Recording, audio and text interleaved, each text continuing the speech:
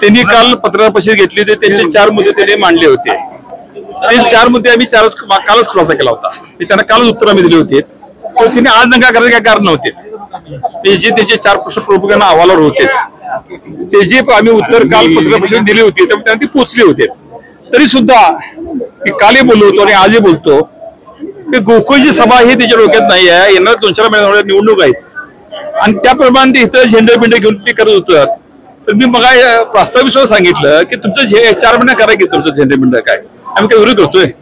कुणी कुठे लोकशाही उभा राहायचं झेंडा करायचा ते आज कशाला तुमची ट्रायल चाललेली आहे. मी 2-3 बोललो ना माईकवर. त्याच्यामुळे कारण आहे की उद्देश वेगळा आहे. वार्षिक सभा ही निमित्त करून या गोष्टीचं एकमेव चाललेली आहे. कुठल्या तर मतदारसंघातला विषय आहे. पण सभासदांच्यासाठी नाही तरी नेत्यांच्यासाठी सभा चालवली गेली असं त्यांचं. मला एकच आहे की कालही मी बोललो की ज्या संचालका आमच्यावर या गोष्टी बोलतात त्यांनी वर्षभरात किती मिटिंग अटेंड केल्यात, किती मुद्दे मांडलेत, किती सहभाग केला हे सांगावं. संचालक बोर्डाचं कर्तव्य केलंय का आणि तुम्ही मार्क करा पाहिजे. तुम्ही परत ते रिवाइंड करा. संघ त्यांचा कारभार अशा पद्धतीने त्यांचं काय माहित होतं. गोकुळ आपलं म्हटलं तर विकास होईल ती भूमिका त्यांची दिसली नाही. शेवटी त्यांच्या सासऱ्याच्या ताब्यासोबत 35 संघ होता. त्यामुळे गोकुळ आपला हा शब्द गेला. त्यांचा संघ ती करायला तिने बघावं करावं अशा पद्धतीचे त्याच्या कालचे ते तुम्ही तुमचे त्याची माईक हे बघा व्हिडिओ बघा. हे जर त्यांची भावना ऐकायला आपण त्यात नाही आहे आपला काय संबंध आणि आपण वेगळं काय तर बोलायचं असं डोक्यात. कोर्टासारखी चौकशी करून इनकम चौकशी करायला नाही. सरकार आहे. सरकारात ऐकून घ्या. तुम्हाला ओपन फील्ड आहे. तुम्हाला मतं मांडण्याची भूमिका आहे. तुमचं निरसन करावं. तुमची मतं तुम्ही अभ्यास करून बोलावं आणि त्यानंतर भाग घ्यावा आणि आपले असल्या संचालकांकडून एकोपा करावा. मी काल प्रश्न त्यांना विचारलेला आहे. तुम्ही 14 निवडायला मग तुमचे 3 कुठे गेलेत. पडलेले उमेदवार तुमच्यावर भूतोचे नाही आहेत. ह्याचा तुमची भूमिका लोकांना मान्य नाही आहे.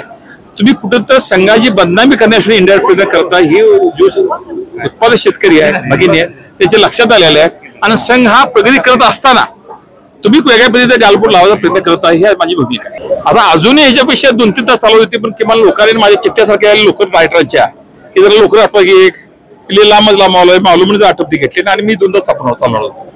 कुठेही संचालक बोर्डाचा दिवस नाही आहे.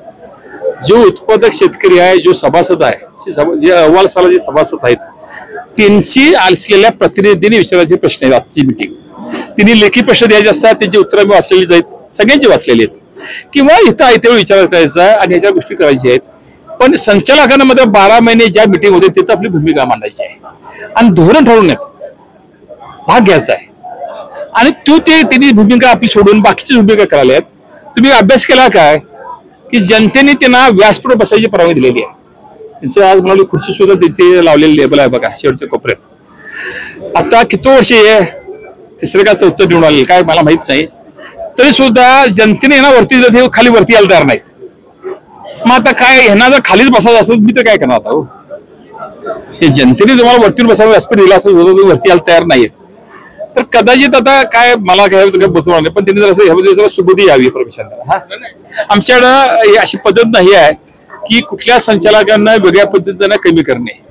त्यांनी समजून यावं कारण ते येऊन सह्या करतात आम्ही कधी विचारत नाहीत आणि आजही सुद्धा सह्या केल्या आम्ही ते घेऊ पण त्यांनी सभा घ्यावा. त्याची पहिली टर्म आहे.